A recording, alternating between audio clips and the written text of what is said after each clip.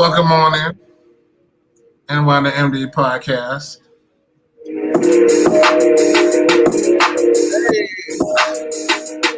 we got the WandaVision block party, y'all. Early Saturday mornings, people. Yeah. Saturday, Sunday. I ain't got the days wrong. Used to be Saturdays at like 4 a.m.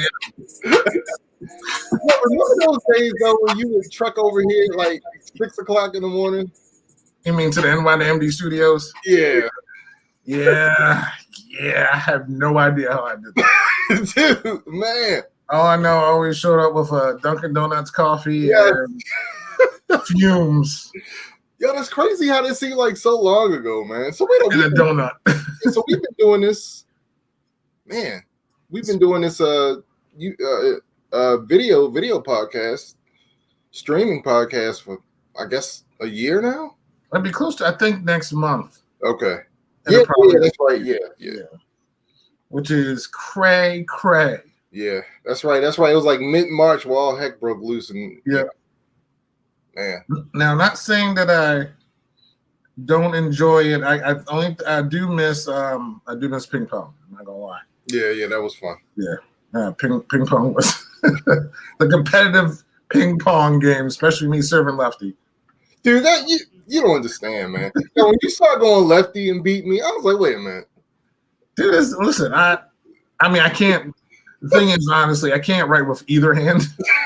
So I open up everything I do left-handed. Everything is left-handed first. I only throw and right-handed. Like literally, my left hand is as much as part of me as my right hand. Okay, so all right, so I knew I wasn't crazy because I think for the longest I thought you were left-handed, and I guess that's because you do everything else left-handed. Which is I can't open up something. It's funny. I was my daughter was trying to open up a jar, and you know how kids are like, I can do this on my own. So they're like, instead of just like, oh, here, I'm like, you know what? And she was like, yeah. I was like, you know what? Hold it with your right. Try to open it with your left. Just like, right. Oh, it worked. I was like, I don't know what it is. I don't know if you can hold it better and there's more like torque with your left hand. But I swear I can't. My right hand's useless opening up anything.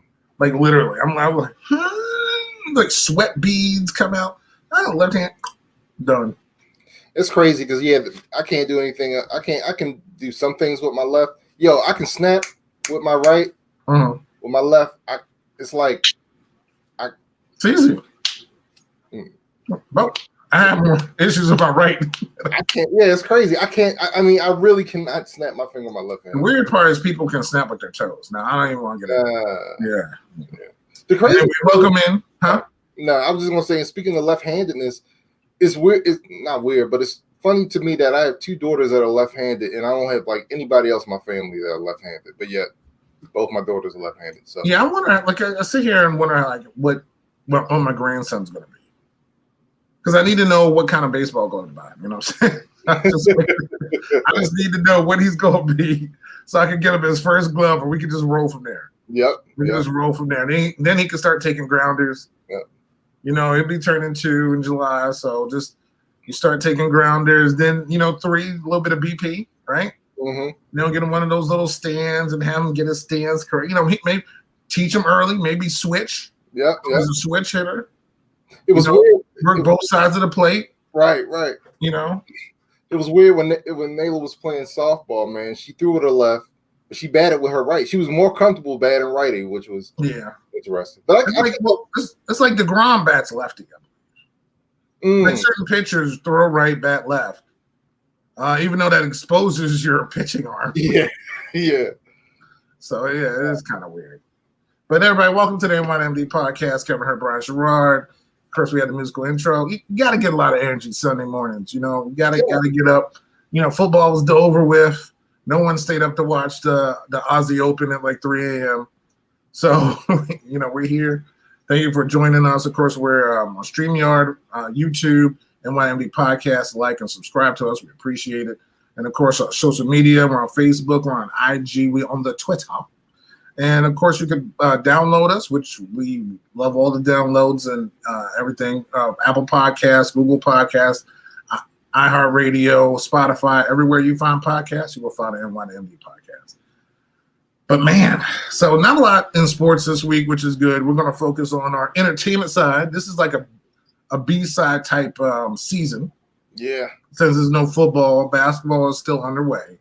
And we'll talk a little bit of basketball later on. But we got to talk about, I guess, the biggest thing of the week. It was a trade. A quarterback left the cheesesteak capital of the world and headed on to Indianapolis, man. What's your thoughts about Carson Wentz getting traded to Indy? To me, this was like a perfect fit. I don't think this was a surprise to anyone because it made too much sense. It made too much sense. He gets reunited with Frank Reich, where he had a lot of success in Philly before he got hurt. It was pretty much just a matter of what the draft capital, what was going to be the cost. And to me, I thought it was a pretty reasonable deal. They got this year's second. They had to trade. The Colts had to trade this year's second, next year's third. That's not bad, man. I think they got the better of this. And he's back with a coach that he's familiar with. He's on a team with that actually has a good offensive line, a great offensive line, has some weapons, has a good defense. I think this is going to be good, man. And I think, honestly, this may sound crazy, but I think the Colts are the favorite right now to win the AFC South. Oh, wow. Really? Yeah. Well, what Carson Wentz are we going to see? I'm sorry. I didn't mean to cut you off. I'm sorry. Yeah, no. I'm like, to me, what Carson Wentz are we going to see? Are we going to see the MVP Carson Wentz from the year they went to the Super Bowl, even though he didn't take him there? But that game that he actually had, against the Rams, and he was flying into the end zone. That Carson Wentz, Indy can definitely be the favorite in that.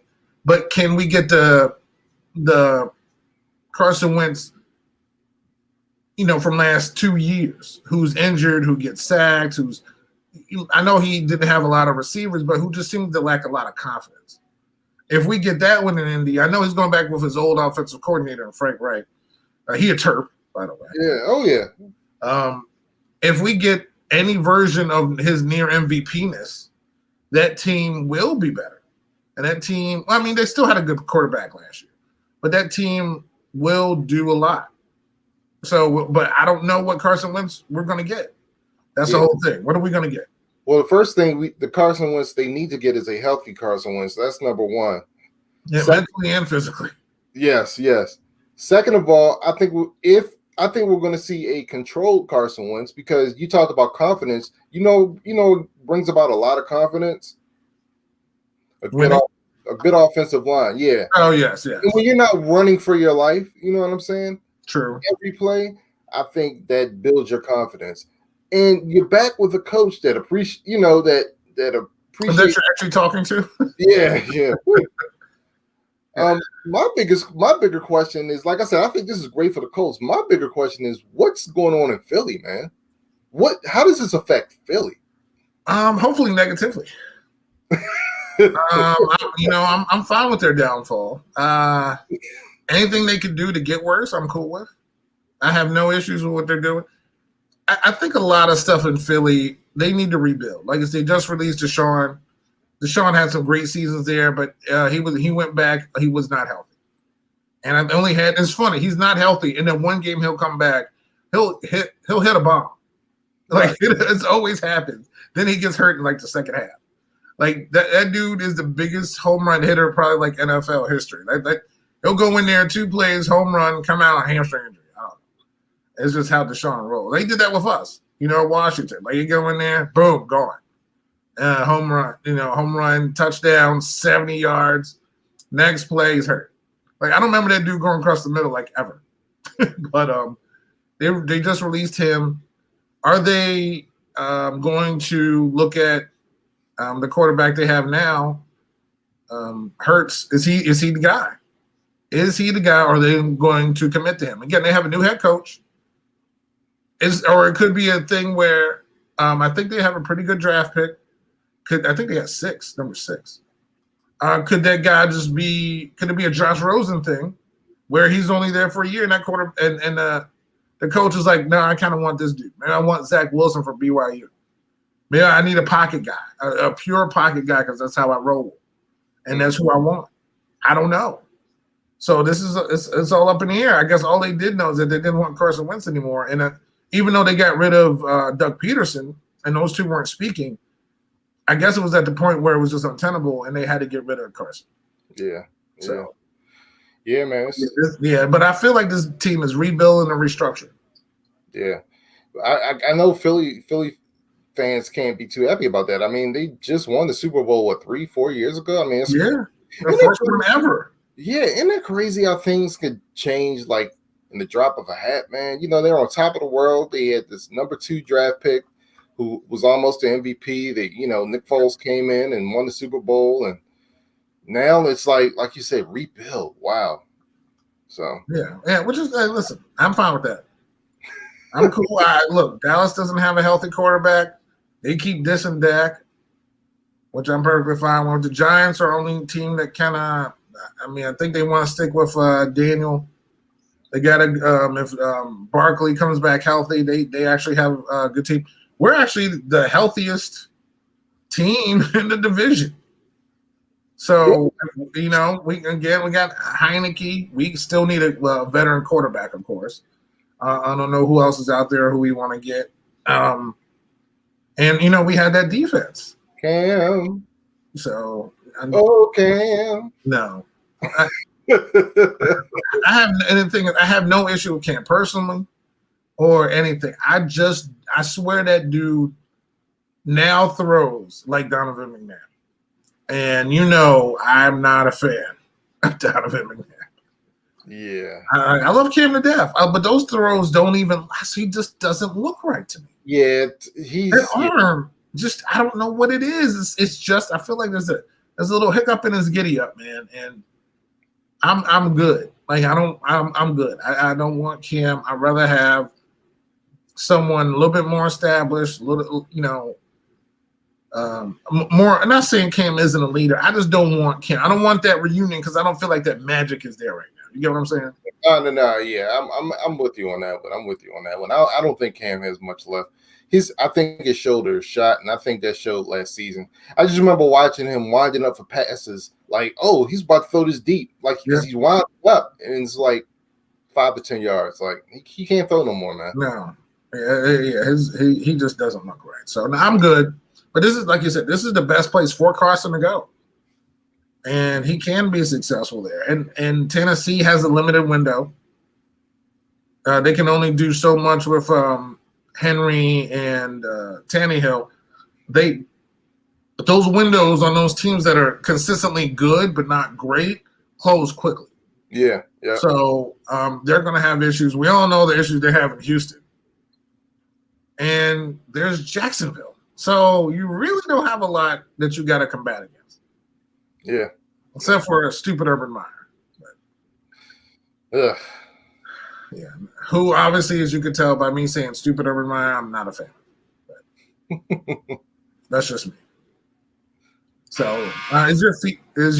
Oh, is that all right? That's the buzzer. On to the next subject. Yep. Perfect topic. It was perfect, yeah. Oh my God, that was so good. Well, is your feed coming in a little bit slow or a little bit choppy? I'm good. All right. Do you see me? Maybe it is a little slow. I don't know. Yeah, it seems like a little bit slow. So I just want everybody, at home. Again, this is live. So we, may have some technical difficulties, but we're going to keep going through them. So you want to just move on to baseball? Yeah, man. Let's talk about the big signing that happened this week. Yeah. So I don't know about you, but I was enjoying the run, especially when they wore their old school uniforms of the only professional team in San Diego. The Padres, and they signed one of their young superstars to a 14-year, $340 million contract. Now, people always wonder why would you want, your, almost 2-year-old, grandson to play baseball? Well, this is why. These are guaranteed contracts. 14 years. For a dude who hasn't been in the majors like 2 full seasons. This is insane to me. Oh, wow. We actually agree. I like the dude, but I was when I read that I was really thinking, okay, maybe I missed his years of service because I know there's a West Coast East Coast bias. Maybe I missed something. Like with maybe it's a Mike Trout syndrome for me with Fernando Tatis. Maybe I don't know how good he is or what he's done or something. So I was just looking at his stats and like it's like his main. It's like that's it. Like wait, how many years did he play? Yeah, and you just 14. What? Can you just get an extension off his rookie contract?Maybe 14 years. Like. I know San Diego wants to go for it now and roll in the money and you know they were trying to sign people all season. Like they're really trying to surpass the Dodgers, which is not going to be easy to do. But you can't really outspend them because they don't have that economic power. They have a pretty competitive team. Other teams are falling down, so they're trying to get stronger. But 14 years, 340 for a dude that hasn't even played that long. That's ludicrous, man. Yeah, look. So apparently, because I've heard a lot of commentary on this, and apparently, you know, he's a generational talent. You know, you're locking him up for a long time, and you don't have to worry about it. Like I get that, but 14 years, 14 years. Like, what if this guy gets hurt? You know what I mean? Like,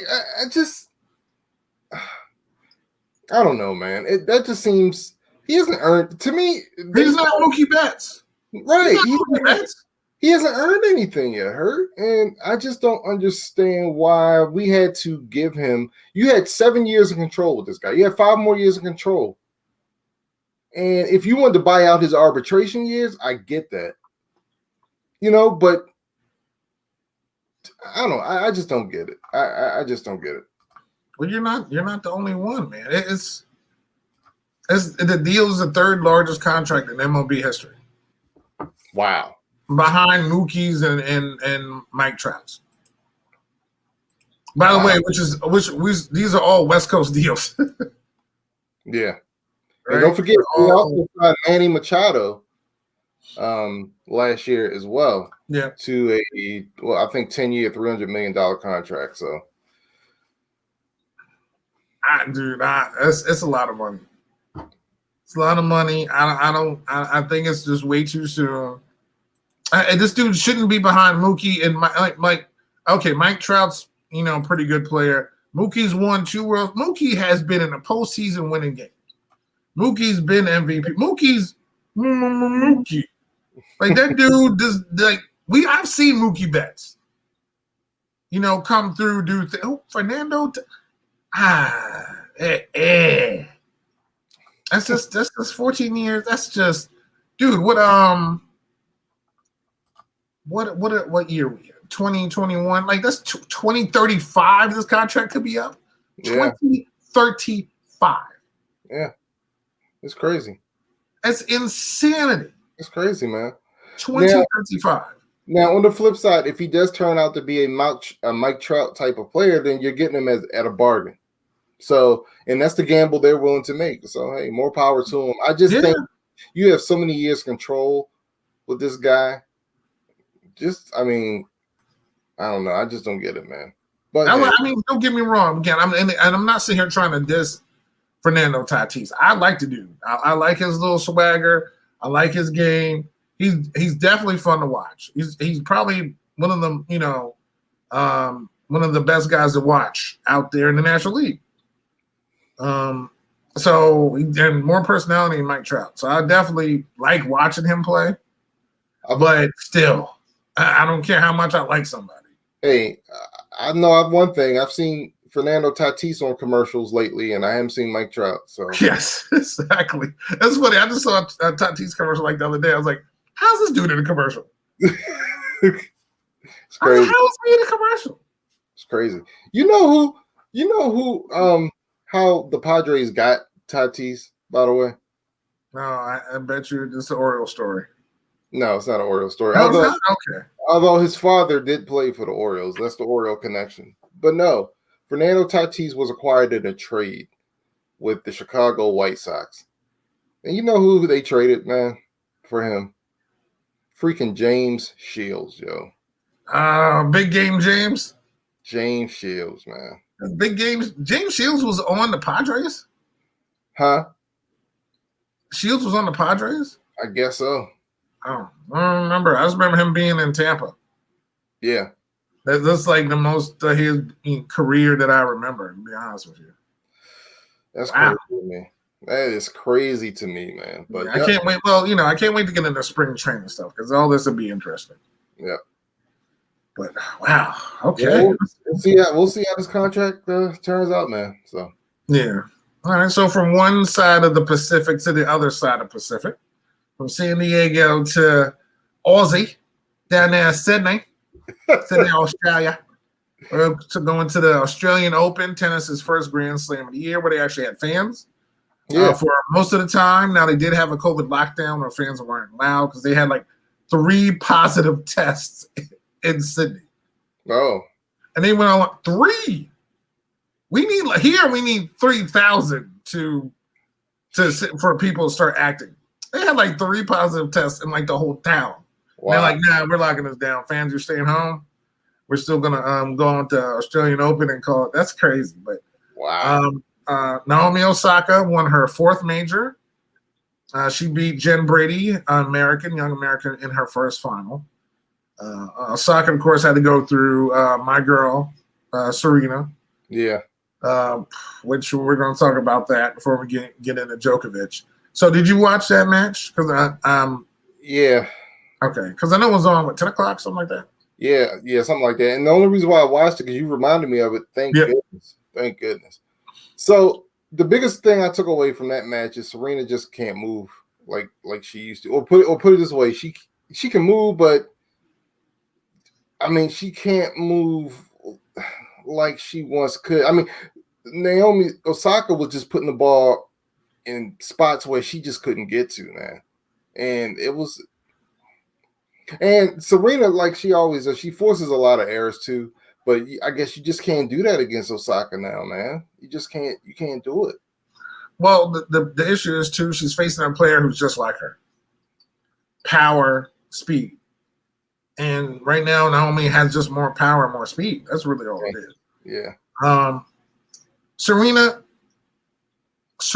is still a top player in the game. Oh, heck yeah. She can still win a major if everything goes right. The problem is at this age of your career, she's 39. She needs everything to go right. But that means you have to win 7. Serena's 39? Yes, 39. Wow. Yeah. She still got game like that? Yes. Yep. And she's still making semifinals. Like she's still being her. Like she's still that good.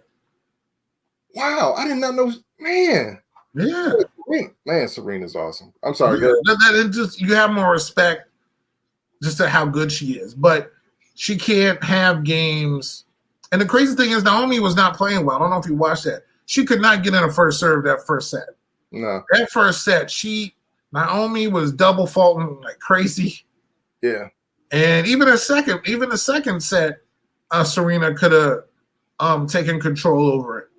When Naomi double faulted, tied that up, but then Naomi won the next 8 points. That's the thing. Like she gave her opening when she was slow to start, and Serena couldn't take advantage of it. And once she got going, that was it. And I looked at Murray, and I was like, "It's over with." She's like, "What do you mean?" I was like, "Once she broke her back, after Serena broke her, I was like, it's over." Yeah, Serena's done. I was like, Naomi's not giving us up. Yeah, I was the same. I had the same thing. Once that exact point, I was like, it's a wrap. Yeah, it's a wrap. I was like, she's like, well, she still has a chance. I was like, no, she doesn't. Yeah. It's like the writing is on the wall. It's on the court. It's in the stands. It's over with. So she, at this point, Serena's stuck at 23 majors, and I mean stuck at not like in a bad way, but 23 majors, and making it as far as she's been. I mean, she's been in like 3 or 4 ever. She's been in, I believe, 3 finals since having a baby. Yeah. And she's lost all 3, but she's still consistently good. I mean, Venus is still playing for some reason. And Venus is nowhere near where Serena is. Right. But I mean, she just wants to play because I guess to go out there, have fun, whatever. And Serena's still like Doc said, Serena is the GOAT, point blank, period. Yep. Like I love watching. I remember when she started playing. I've been watching tennis before she was playing tennis. I mean, before she got on a tour, I should say. But she is the greatest of all time. There's no doubt. But I want her to match Margaret Court's record of 24 majors. I just don't know, and I know I said this in past shows, if she has that steam. Like, again, if you wanted to beat Naomi, this was the time. Her serve was off, and Serena could not take advantage of it. I know her second serve was tricky. She was putting more spin on the ball, serving her out of the court.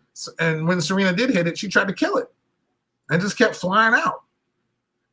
And so she played a great Naomi played a great game. I knew whoever won this semifinal was going to win in the finals because it was either going to be either one of those players' first time in the final. So, but Serena, at that age, like with Roger Federer coming back, he looks good when Roger was healthy, and at his age coming back. But he can't beat Djokovic.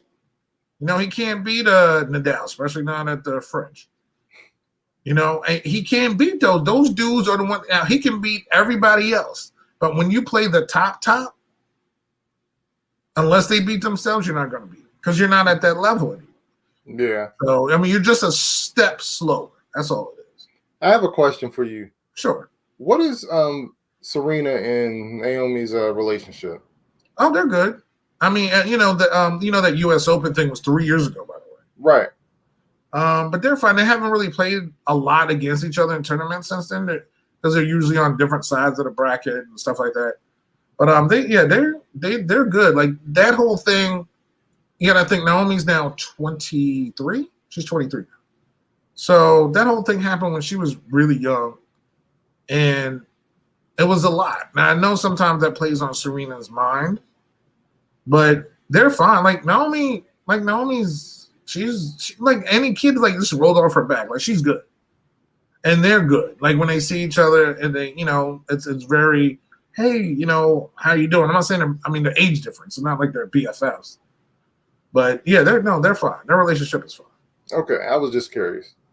So this Naomi, and Naomi's so respectful, just of the game and her opponent. Like when she beat Jennifer, she was just like, she's like, do you prefer to go by Jen or Jenny or Jennifer? And she's like, I would prefer to go by Jennifer. So I was like, okay, well, Jennifer, it was like, you did great. I saw you, you did a great job. I mean, just like, just taking time. She's just so good and humble at that age. So, and she's, again, if I have a second favorite player, it would be Naomi.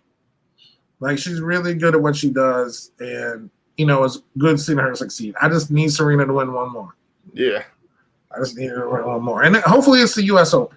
That's it could be Wimbledon, but I'm thinking U.S. Open would be great. Hopefully by then, when we get to September, we'll have fans. Yeah. So that'll be even better. But Djokovic won his 9th, I believe, Australian Open. I think he's 9-0 in the Australian. I think he's up to 17 majors now, trying to catch Federer and Nadal. Nadal got knocked out early. Federer was hurt. Djokovic just keeps rolling. And this was a straight set affair. So the first set was a tiebreaker. The other one was like 6-4, 6-2. So Djokovic keeps rolling. So congratulations to him. He was before I knew he was like an anti-vaxxer. He was one of my. I love Djokovic.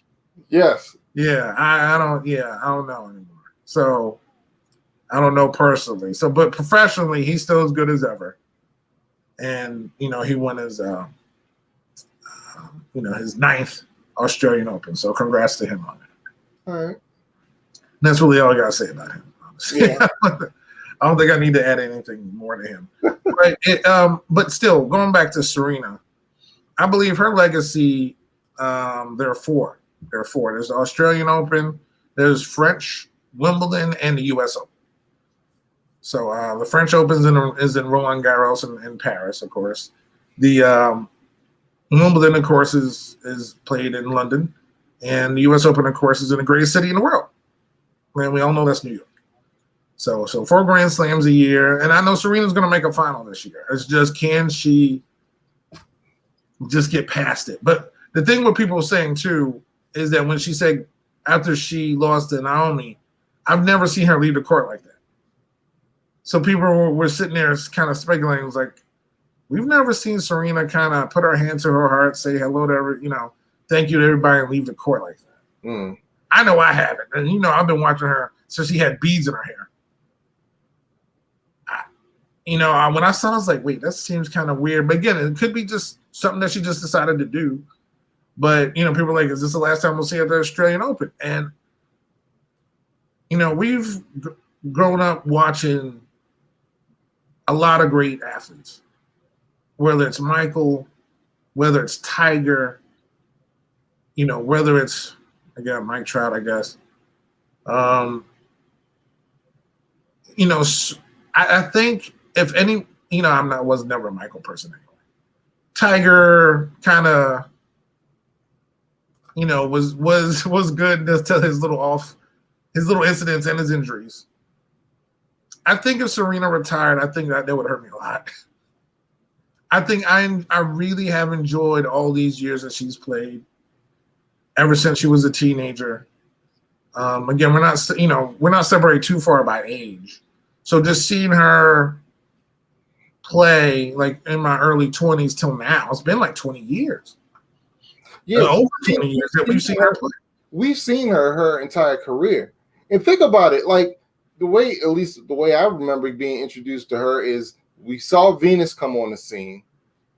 Venus was tearing up. Oh, and by the way, she has a younger sister who may be better than she is. I'm like, wow, I can't wait for her to come up. And Serena comes and starts ripping it up. So we've seen her entire career. You know what I mean?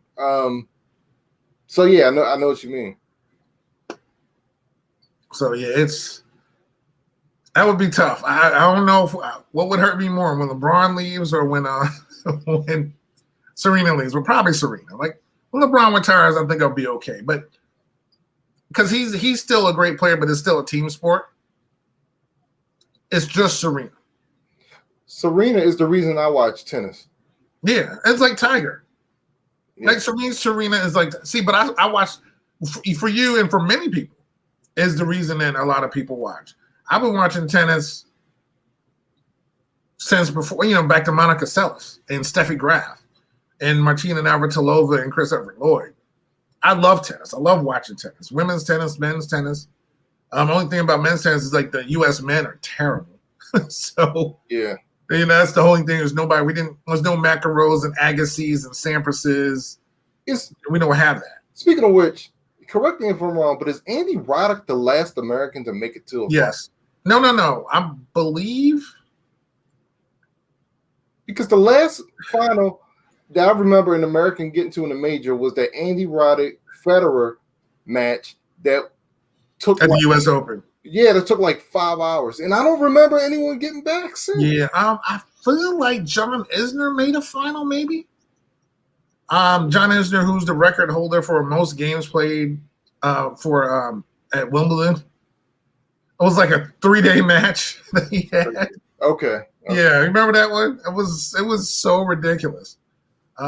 He may have made a final somewhere in a major. I don't remember which one. I could be wrong. But I know Andy Roddick is the last one to win anything. So yeah. So that's a hard part about it. There's no real American men to root for. But there's definitely a young crop of American women to root for. There's still Coco.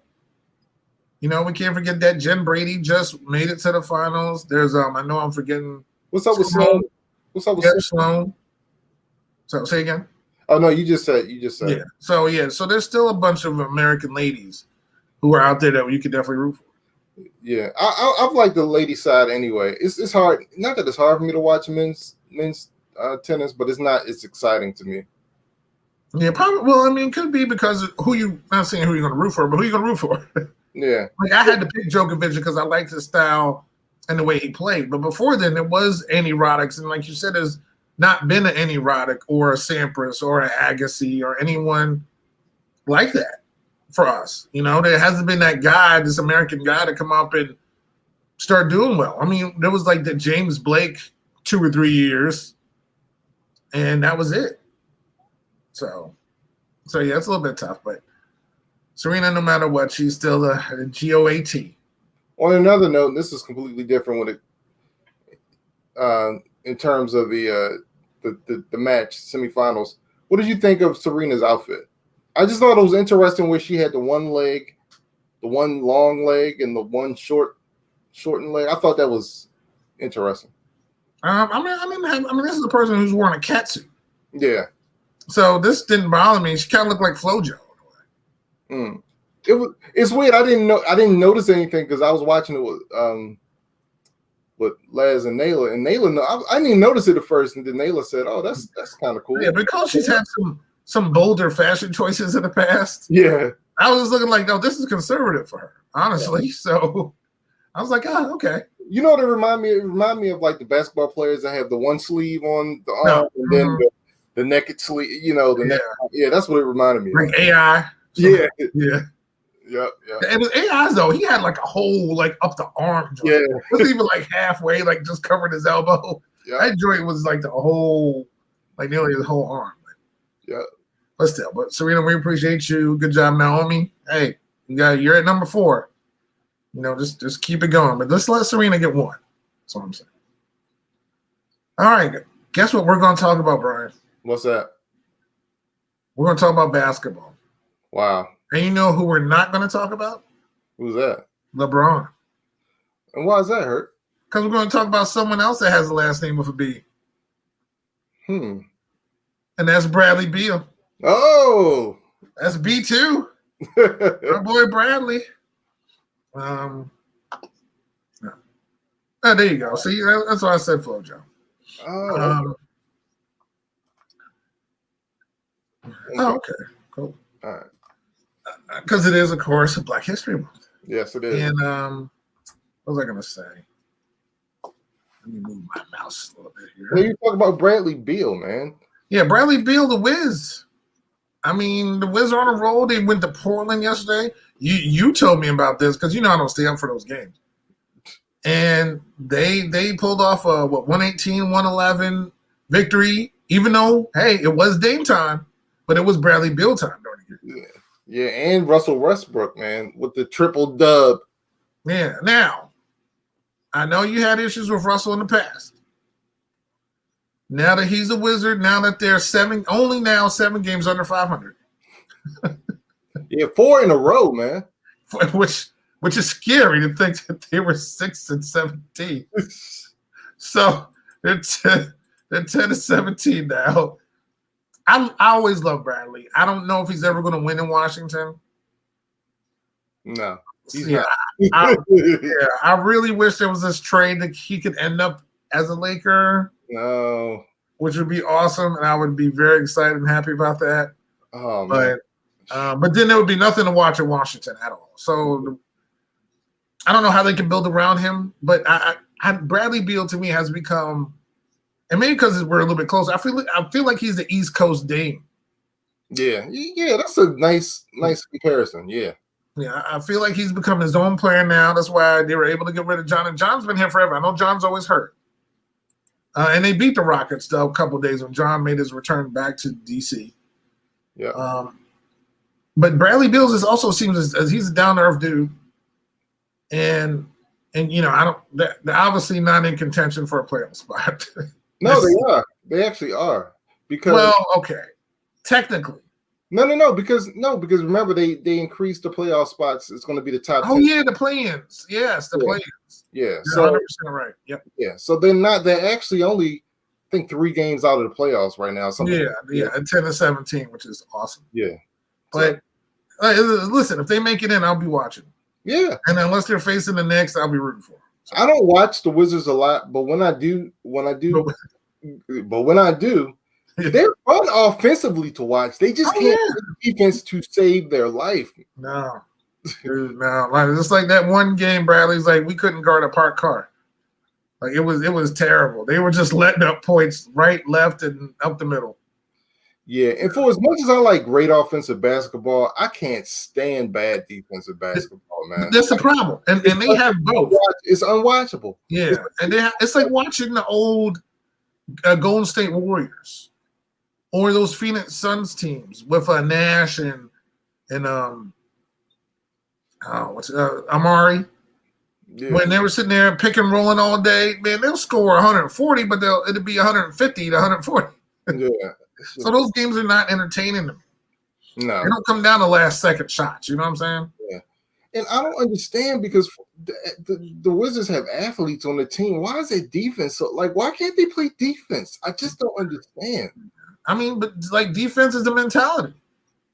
Defense is the mentality, and they don't seem to have it. No. They don't seem to have it. So not at all. But shout out to Bradley Beal, who does lead the NBA in scoring currently. So hope he keeps that up. And hopefully the Wiz can maybe make one of those playoff spots. Yeah, and I also want to give a shout out to the Utah Jazz, man. I don't know what's going on, man, but they are killing it. No, they just lost to the Clippers the other day. Yeah, but before that, I think they won 19 of 20 games. Yeah, they're still good. They're still 24-6. They're in first place in the West. They got a 2.5 game lead over the Clippers and Lakers. So they still have they still have a good shot to stay the number one seed. Of course, we're not fully through halfway the season yet, but they're looking good. Yeah, they're definitely looking good right now. So they're going to be a tough team to beat, especially if you got to go up to that altitude and play them. And remember, there was a team that lost to Denver, who kind of made that surprising run last season. But Utah was that series, which again I underestimated. Yeah, was really freaking entertaining, man. Yeah. But I'm glad Gobert and Spider put their issues aside. As I call Gobert the first COVID spreader of 2020. Yeah, I'm glad they put their issues aside. Yeah, I mean, Rudy Gobert was the guy that kind of changed the course of things that history. Yeah, in this country, you know what I mean? It's crazy. Yeah, it wouldn't take a French guy. Exactly what happened during the Revolutionary War. If it wasn't for them, and their help, who knows? Yeah, yeah, so, yeah. Remember the French helped George Washington. That's all I'm saying. So, yeah, and we'll see how it works out. All right, let's get to the good stuff. So we started this insane, stressful. And we're going to get into WandaVision, but I'm going to start what we're going to do after WandaVision. So this insane, stressful task assigned to me by my co-host, who decided to painstakingly rank our top movies of all time. No matter what, just no categories, just however we feel about the movie, whatever it is, it goes in there, and we're putting it down and all this other stuff. And then we have to rank them. This was probably one of the worst experiences of my life. What? I mean, I stepped on a nail. I stepped on a nail once when I was a kid. I may go back and do that again. It may have been a little bit less painful than this. Wow. This is supposed to be fun, Bert. This was not fun at all. I didn't enjoy the process. It was like exercising. Like exercising will get you to a better place, but you got to go through the pain first. Wow. You got to push yourself. I had to push my brain to a point where I forgot movies. Yeah, I had to remember some for you. Yes, which in your memory's garbage. And in fact, you remember movies for me. It's just how stressful this was. Oh, man. So we'll get into that right after we get into WandaVision. So again, I wish we had a WandaVision spoiler alert thing. But WandaVision episode 6, I believe, right? Yep. Episode 6 was this past seven. 7. Okay, 7 was this past weekend. So we're going to talk about it. So spoiler alert, spoiler alert, spoiler alert, spoiler alert. We're going to be talking about WandaVision. So everybody just make sure that you stop here, you keep going. Now you know how I feel when you keep asking us to make lists. No one, yes, so what? Do it. I had to do it, so stop complaining about it. Just so everybody knows, this is what the doc put. Now you know how we feel when you keep asking us to make lists. Because I need other comparisons. There you go, B. Spoiler alert, spoiler alert. WandaVision. Yes. Well, go back to making the list. Because have you done your 30 movies yet? I made Dan do it. Dan made his 30 movies. Okay. I believe he should have. Because I just want to know where everybody. Because this was horrible. This was horrible. This was fun. It was not fun. There's too many movies. I took it a step further. I said I'm going to do my top 100. Yeah. I got to. What did I get to? You got to 50. I got to 50 somehow, and I still forgot stuff. Right. Right. And I know I still forgot things. So we're going to get into that. Let's get into WandaVision. Episode 7, WandaVision was, of course, Friday. Comes out Friday like 2 a.m. Brian watches it at 2:15. No, I don't. Oh. I don't know if you watched it twice. Now, did you watch it all the way through the credits?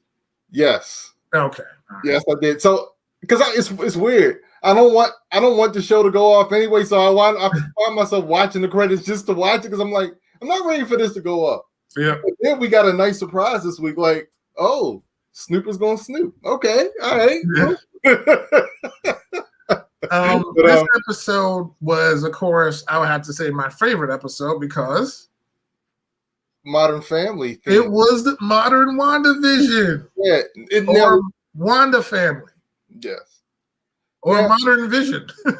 Now, that's funny because this was your favorite episode. This was my least favorite episode. Oh, that's just how the show works. Yeah. So okay. So it was my favorite for the reason of how they shot it. Yeah. It wasn't my favorite context-wise. Okay. You know what I mean? I kind of didn't enjoy this episode as much as I have enjoyed the past couple of episodes. Yes. I feel like there was a lot thrown in this one. And they throw in a lot anyway. But this was, I kind of felt, I don't know why, it was weird. I kind of felt a little bit incomplete from this episode.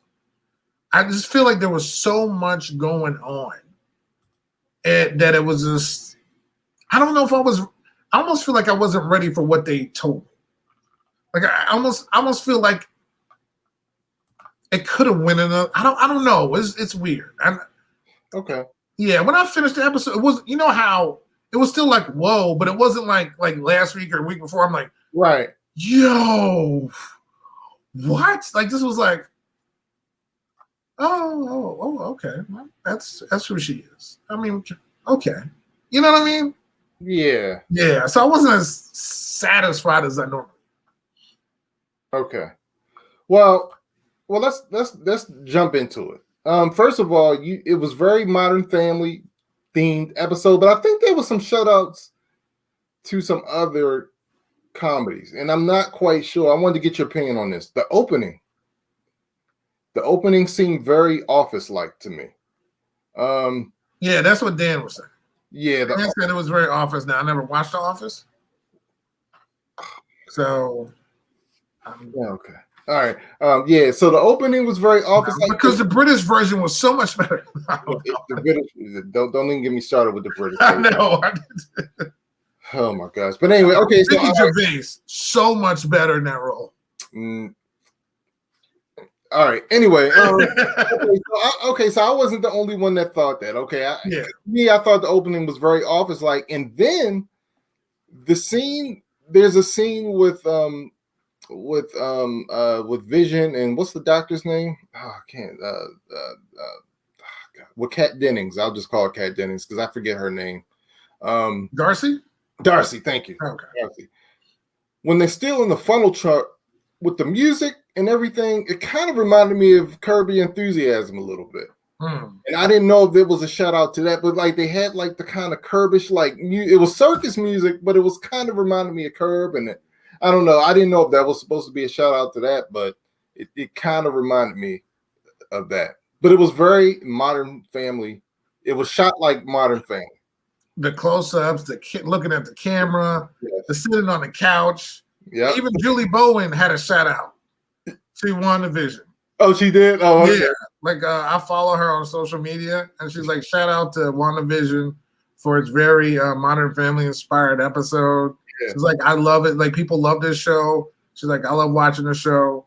So I was like, yes. I was like, yes. Because and crazy thing is, this past week was when they filmed their last episode. Oh, for, of course, my favorite show of all time, Modern Family. Oh, okay. Yeah, so they were just like posting all the little memories and stuff. And I'm like, oh, it's like, God, I miss that show. I miss that show. But we're not talking about. We're talking about WandaVision. It's not getting into Modern Family because I could talk about that in another 30 minutes. And you could tell Wanda was really trying to channel the Julie Bowen Her character. hair, Yes. it was just on the couch. It's like, I need mommy time. I'm just gonna shut my eyes. My eyes are shut. It just pulled. It was she. And the kids were having issues like, yes, mommy's trying to close her eyes. She's resting. Perfect. Everything. She just in front of the camera. It was even Vision. Like Vision was like the fill of the episode. And it was just, they could have been Dumfries. I mean, he was just sitting there.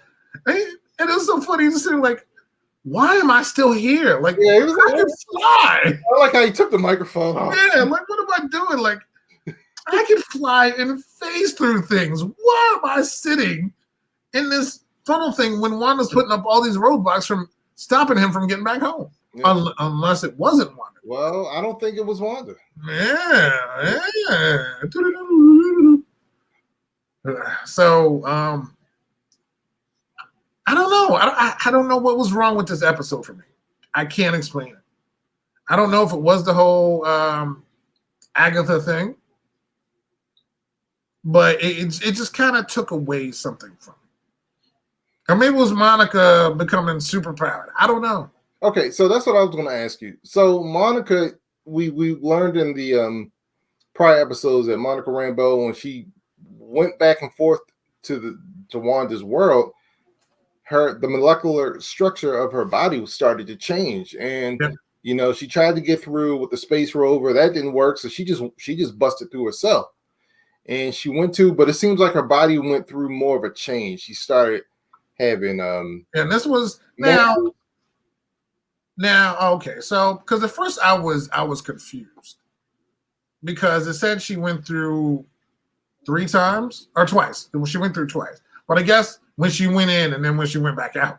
Right. That was 2, and now she went in again. So this is the third time. Her actually going into Westview, or AKA Wandaland. And she's completely done now.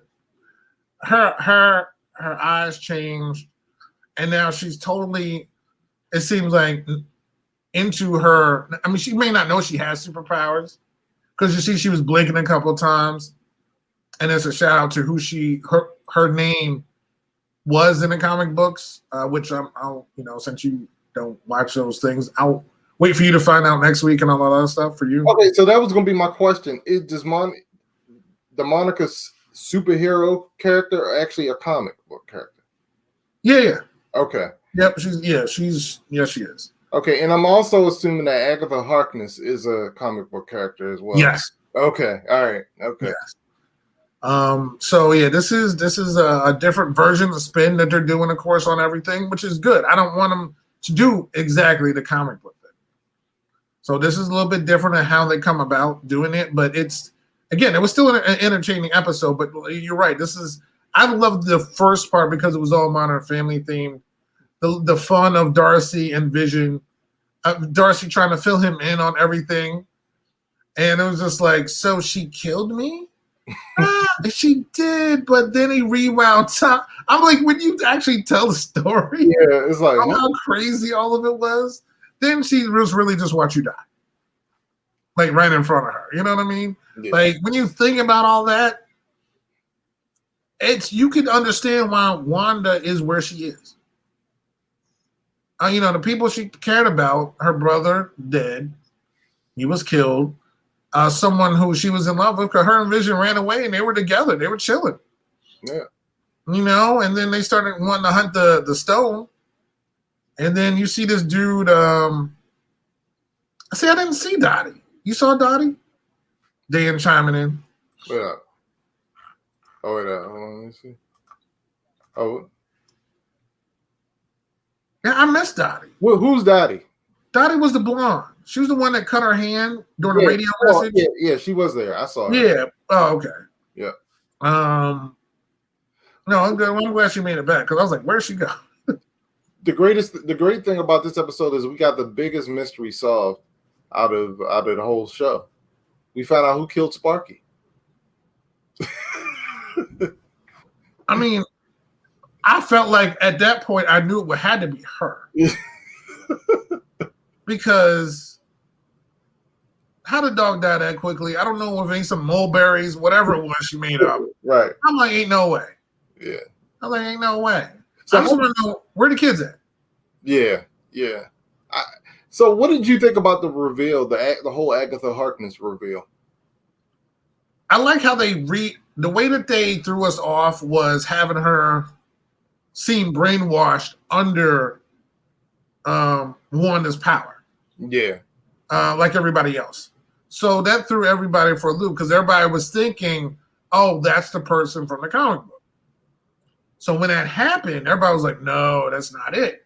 So when they kind of went back in time to show her just like, yeah, I'm just messing with Vision, let me put on my makeup and change my hair, like I'm in control. You know, and just like, okay, ha ha ha. And then you see her and they do the whole rewind of like starring Yeah. you know, Agatha, now you see her just doing all the little things, rewind and stuff. Everything that messed up, everything that happened was due to her manipulating things and situations. Right. But including poor her. Yeah. But I knew something was wrong because we never saw her husband. Okay, that brings me to a point. I think they're trying to trick us. Okay, you think there's something else behind it? They're trying to throw us off even more. They're trying to tell us that Agatha Harkness is behind this whole thing. I'm not buying it. Oh, no. I think she's a part of it. Oh, well, she's definitely a part of it. She's not the mastermind of this whole thing. And I'm trying to figure out what's her husband's name? Ralph or Frank or something like that? Frank. Okay. We keep getting reference to this person. We never see this person. No. And whoever this person is, that is who's behind this whole thing. Yeah. Oh, yeah. Now, it could be the demon Mephisto. I know Dan's talked about it. I feel like it's hard for them to bring a demon, so to speak, into the MCU, in my opinion. Not unless you're not going to focus on him. So say he's just a villain for WandaVision. And he's not the start, because supposedly I thought the idea of WandaVision was it going to be the start of the whole multi-universe thing. Which again, I mean, maybe we still got 2 episodes, so who knows? That could happen. But I think it would be hard for them to focus on him as a major villain. So, but again, I could be wrong. And again, they haven't really misstepped a lot, Marvel, to me. So they could come up with a plausible reasoning behind everything. And I'm like, oh, wow, I definitely didn't see, I didn't see that. But that could explain also how Vision is more sentient than he kind of should be, because if Wanda was really controlling him, he wouldn't be so what I'm looking for. Curious about everything that's going on. Like kind of not saying turning against her, but just questioning, like, why are you showing your powers? What are you doing? How did we get here? I don't remember anything. I just remember, how did kids get all big? All types of questions and stuff. And if she had the total control, yes. Now, if they did Kang, I don't know how Kang can control this though. Kang the Conqueror is a time-traveling villain who could be this MCU's version of Thanos, because Kang is a big deal in the Marvel universe. So it could be him, but I'm not sure, again, because he's a time traveler. So who knows? I mean, who knows? But again, Marvel has done a great job. Yep.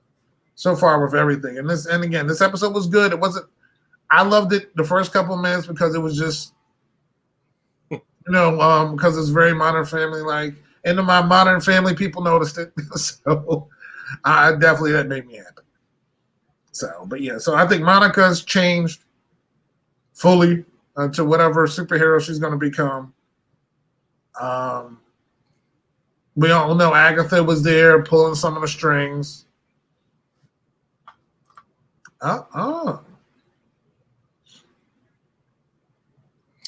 Yeah, I totally agree, and that's Yeah. I mentioned that earlier. And what this is something I mentioned when we first started watching. That's why I like the show so much, because it reminded me of Lost. Yeah, and there's a podcast, so and there's different podcasts. I think Dan listens to a different podcast than I listen to. Yep. Have you started listening to a podcast yet? I don't listen to podcasts because I don't want to be spoiled. Yeah, sure. Because like you said, people, because if I listened to podcasts, I probably would have heard of Agatha Harkness. Yeah. You know what I'm saying? And I don't want to.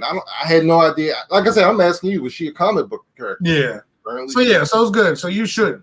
Yeah. Yeah, you should. I don't want it ruining things for you. Yeah. But it's so cool now, though. If you go and start Googling things, like I Googled Monica, you think like, I don't know, other Monica Seles, all these other famous Monica would come. Like Monica Rambeau is like the first that comes up. Like it's so cool that this show has that many people interested. Yeah. Where you put in Agatha in Google and boom, Harkness comes up. Oh, and by the way, the show is getting so popular that it crashed. Disney Plus crashed, apparently. Really? Yeah, the demand for it is getting so good. When episode 7 came out, it pretty much crashed the system. Wow. Yeah. Yep. So WandaVision is gaining, man. People are finding out about it, and I think people are also jumping back on because I think a lot of people saw the first 2 episodes and like, what is this? And kind of went away. Yeah. Yeah. Which again, people, I don't understand why people aren't patient. Shows aren't determined in the first 2 episodes. Right. Period. And you need to follow at least 3, 4, 5, 6, whatever. Or even if you waste a season, maybe after a season, you're like, I mean, there's certain, when I was watching there's certain parts of Jessica Jones that were slow for me. Mm-hmm. But it was a really good series. Yeah, Jessica Jones is awesome. Yeah, but there were certain parts I'm like, okay, how many times are you going to mess up and be angry and get drunk? I'm just kind of tired. But the plots were deep. Yeah. Her feelings, the stuff that's happened to her in the past. And that's what they're doing with Wanda. And I like that. And it's opening up for more things. So I'm really again, enjoying this ride that Marvel has put us on. Yeah, man. And it is a ton like Lost. So just as long as there's no Anna Lucia moment, I'm probably fine.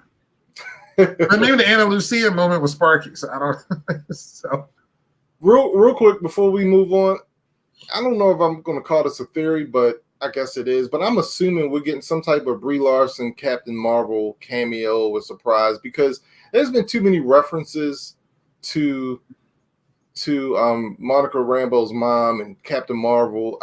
Like when she was going through the shield or whatever that thing was, she heard one of the voices she heard was Captain Marvel talking to her mom. And there have been too many mentions of Captain Marvel.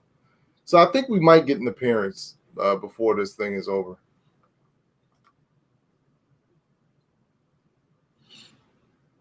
Yeah, I totally disagree with that whole sentence. There are too many shows on, but they didn't waste. So wait up, Dan, are you saying episodes 1 to 3 were a waste? No, that's Doc. That's not Dan. Oh. Okay. Yeah, but that's they weren't bad though. That's just it. They were basically it was set up. It was set up.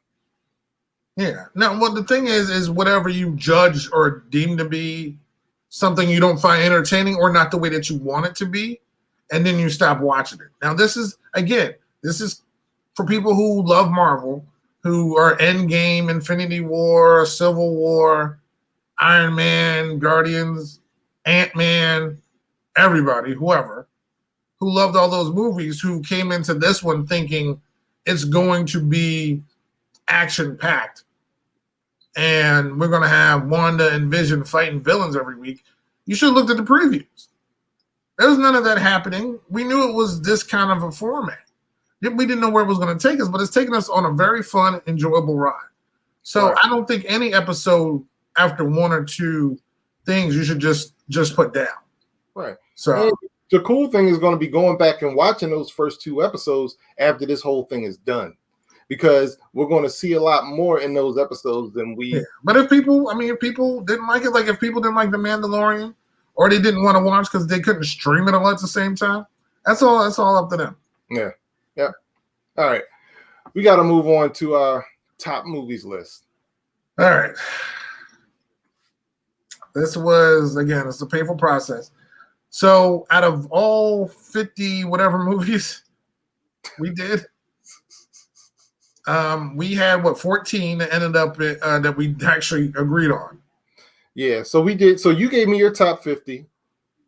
I did my top 50. And we agreed on we had 14 of the same movies on the list. So those are our top 14. Which means we have 86 other movies. Something like that. Yeah, I don't do math, so yeah. Whatever you say it is, it is. Yeah, but then you forgot a movie, which is one of your favorite. So we had to put that on. So I had to add on number 51. Yeah, for you, which now it's 88. Yeah, so we have a total of 88 movies. We're going to talk about at least 2 per week. And this week, we're going to talk about my 2 lowest ranked movies, which number 51 on my list was Ocean's 11. Number 50 or RoboCop. So that's what we're going to talk about. 2 very different movies. Very different movies. One came out in 87. And this is 1987 RoboCop, by the way. Not 2014. And Ocean's 11, which actually came out in 2001, I believe. Which is crazy. That movie's like 20 years. Did it? Yeah. Good gosh. So let's first talk about Ocean's 11. One of the reasons why this is one of my favorite movies.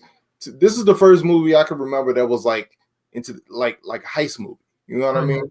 Like heist movies have become a thing, and I actually have one in my top 10.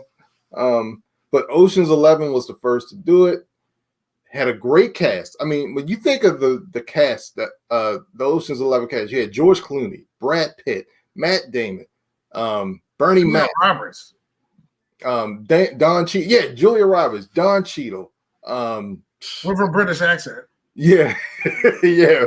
We're talking about British people with American accents. He had a British accent. Yeah. Andy Garcia. Yeah, Andy Garcia. I mean, and there were a lot of cameos in this movie. Yeah.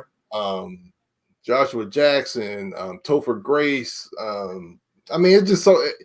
I mean, the cast was great, but the plot was just really good. I mean, the whole movie is about trying to rob not one, not two, not one, not two, not 3, but 3 casinos. And George Clooney gets out of jail. Danny Ocean. He assembles his team together. Yeah. But this wasn't just about stealing 160 million. This was about getting revenge. Yeah, getting revenge and getting his girl back, Julia Roberts. So, but it's just I love this movie because I when I watch it, I always think, how are they gonna pull this off? I remember the first time I watched, I was like, okay, because they set you up in the beginning of the movie. Yeah, we're gonna steal, we're gonna steal from Vegas, and they're telling you like this just can't be done. Yeah. Like, it's been done 3 times before. One guy barely made it to the entrance. The guy that actually walked out of the casino got shot. So this ain't happening. And the cool thing about it is like Danny Ocean is talking about, yeah, we're going to do it. And he's so confident about it. And how are they going to do this impossible task? And how is he going to convince 10 other people to do this? To get along and then not snitch or not talk about. Yeah.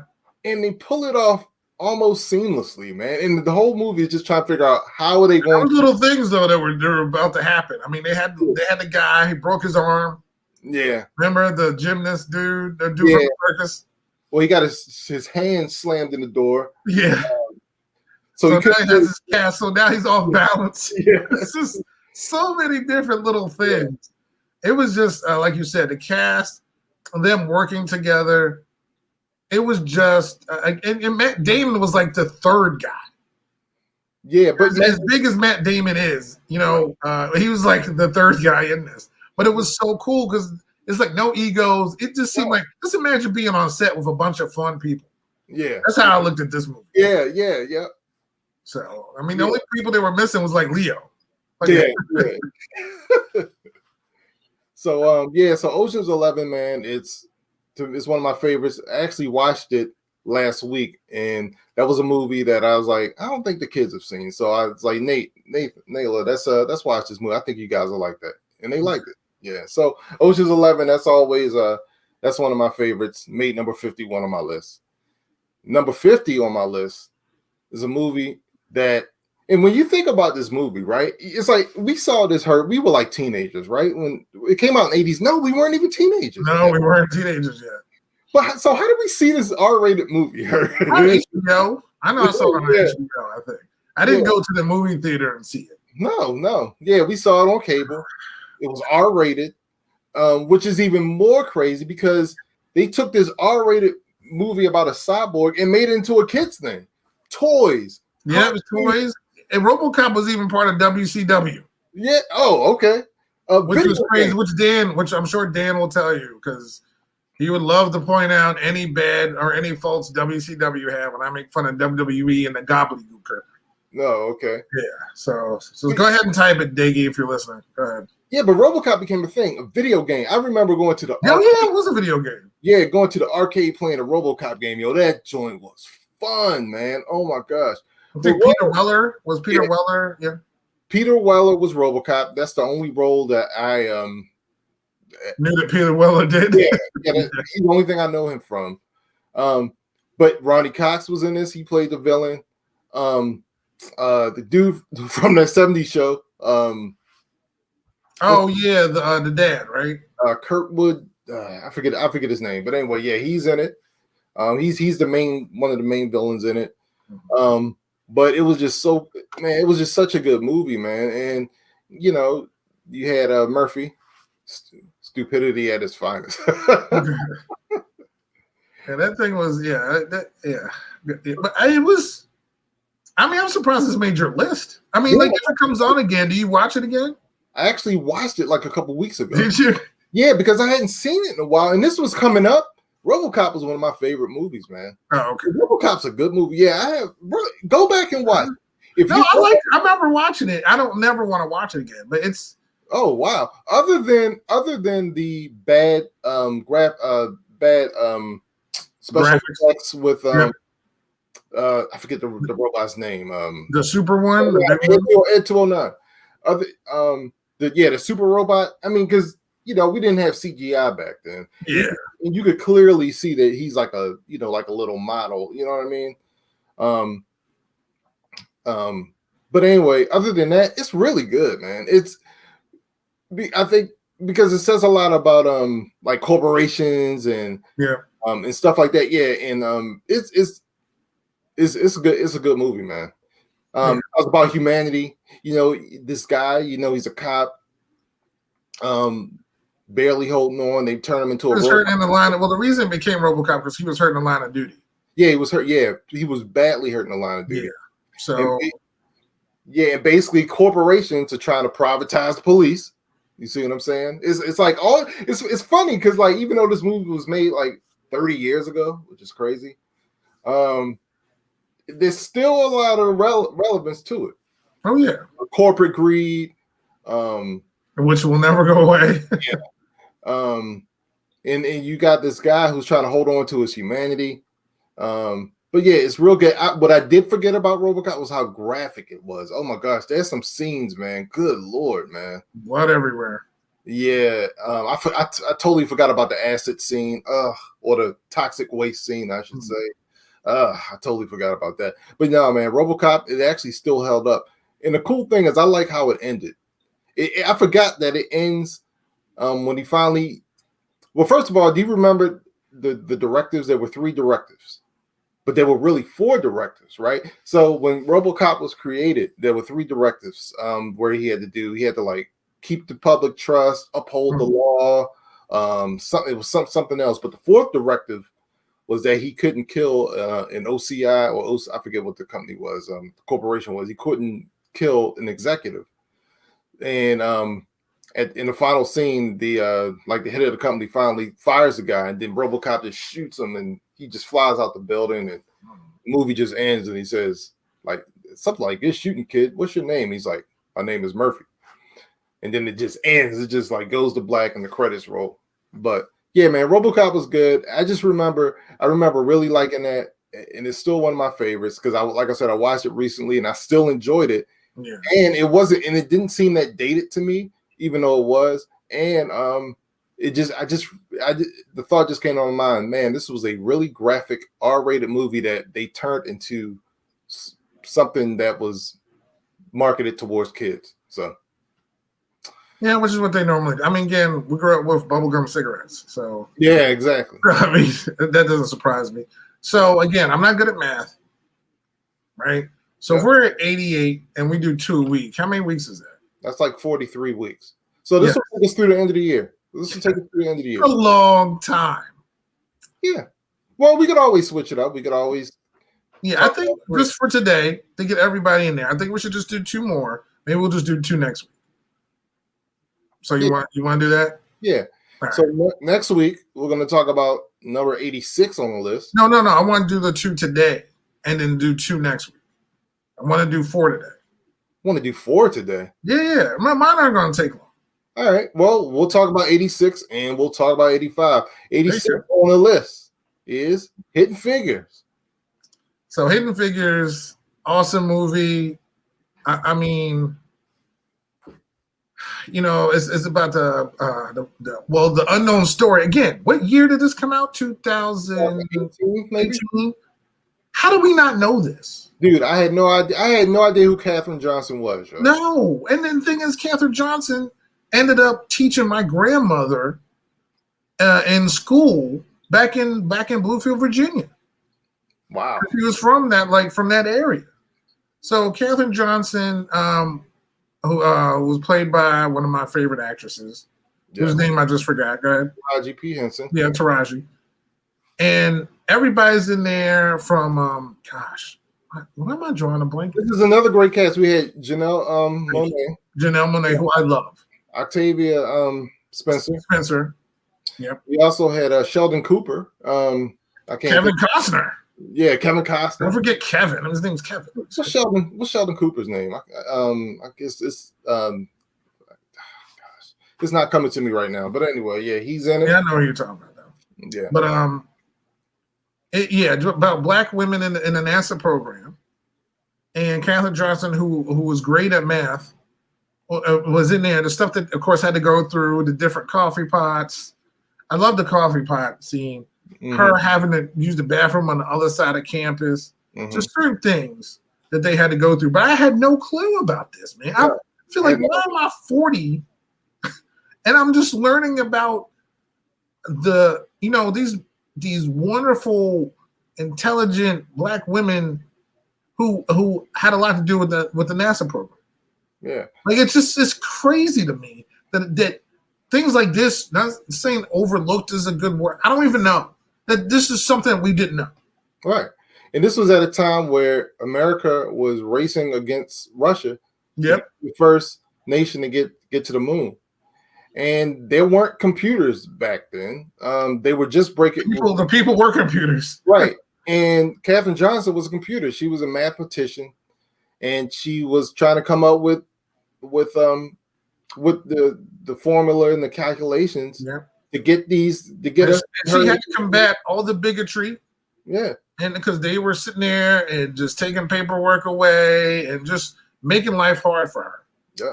Especially when they moved her into the office, because the guy's like, she has answers, but she didn't know, and she would start blaming her, like, why are you late? Why can't you come in here? And she's like, I gotta, and she didn't say. She wasn't gonna sit here and be like, well, I can't. They wouldn't let me drink out of the same coffee cup, or that her bathroom was on the other side of campus. Right. You know, it's such a good movie. I know it probably should be higher, but when it comes on, it usually comes on TBS or something, I go watch it. Taraji is awesome. Yeah. I mean, Octavia is great. I mean, she's been great in all the movies, The Help, and everything else she's been in. And Janelle Monáe is awesome. I love Janelle. Yeah, she's great. This movie definitely is in my heart. I love it. And the fact that actually Katherine Johnson taught my grandmother. So I really, that right there, this is, one of the main reasons this movie's on the list. But it probably should be higher, but I got a ton of movies in my head. So. Yeah. And this was a movie I love watching with my kids, especially my Yep. daughters. You know what I mean? And you know, it educated me, but it's also representation does matter. And when we have movies that just further educate us and show us you know, what we've done and what we can do, it just makes it even more special. Yep. So what's the next movie? All right, number 85, Inside Man. Inside Man. Clive Owen, Denzel Washington, super cast, bunch of great people. William Dafoe's in this movie. I mean, we have so many wonderful people that the movie was so good. I swear I went to go see it in the theater. Yes. I went to go see it in the theater. Yeah. And for some reason, I remembered it was before I went in, and I kind of forgot until the credits rolled again that this movie was directed by Spike Lee. I completely had no idea. Because they had the Spike Lee shot in the movie. Also Okafor is in it. I can't pronounce the name. Ngakwe, I believe. But it's Nchike? I can't remember. Yeah, something like that. Yeah. Yeah. It was such a good movie. It was a good movie. Freaking Jodie Foster's in it. Yeah, that's right. The guy who just passed away was in it too. It's Christopher Plummer. Oh, such a good movie.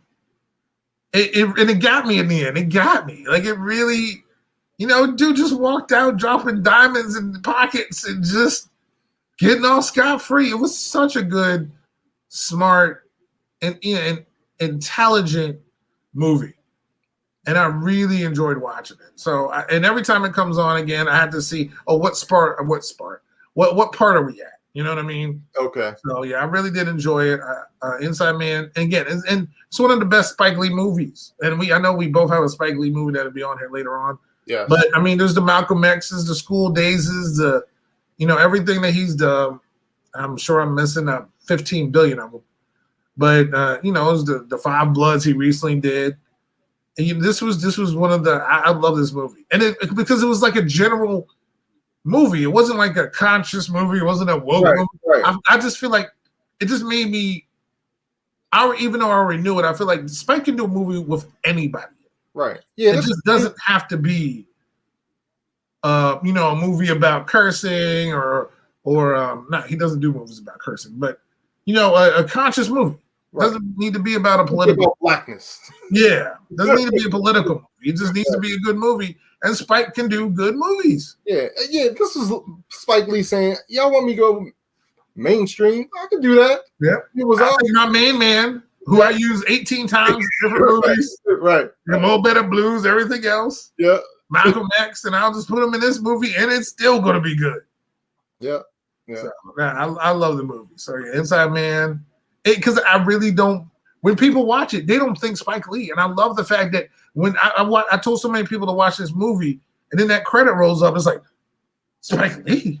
Yeah, yeah. He got me with this one too. I had no idea. I did see this in the theater. I remember me and Les saw it, and I had no idea that this was a Spike Lee movie. Yeah, and it was just good, and it was awesome. I thought it was just another Denzel movie. Yeah, yeah. Like, oh look, Clive Owen's playing the bad guy. Wonderful, Yeah. So, and really, Clive Owen wasn't the bad guy in the movie. Yeah. So really good movie. Definitely enjoyed it. So. Yeah.